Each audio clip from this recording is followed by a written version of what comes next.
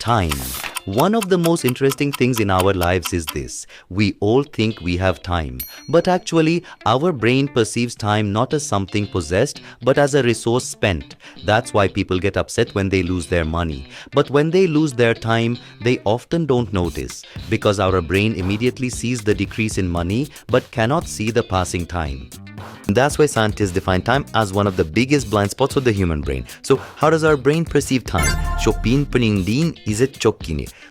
Interestingly, there is no single center in the brain that measures time. Instead, many regions work together, especially the hippocampus, responsible for memory, records the past while also tracking the flow of time. This is why our childhood years seem very long to us, because everything is very new.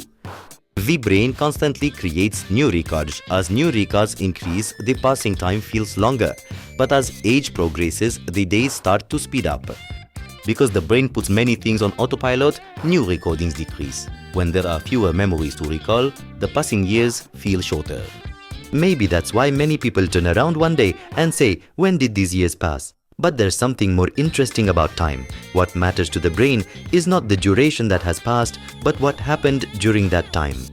Research shows that at the end of their lives, people's biggest regrets are not working more, earning more money, or buying a bigger house, but not spending enough time with their loved ones. Because our brain sees relationships not only as an emotional need, but also as a biological need.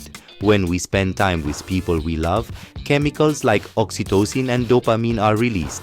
These substances reduce stress levels, increase the sense of trust, and make the brain feel better. That's why many people say time heals everything. But from a scientific perspective, it's not entirely true. Because time alone does not heal wounds. What truly makes a difference is what happens during that time. A person can remain alone for years and nothing may change, but a few hours spent with a loved one can sometimes reduce the impact of months of unhappiness. Perhaps the issue is not time itself, but with whom we share it.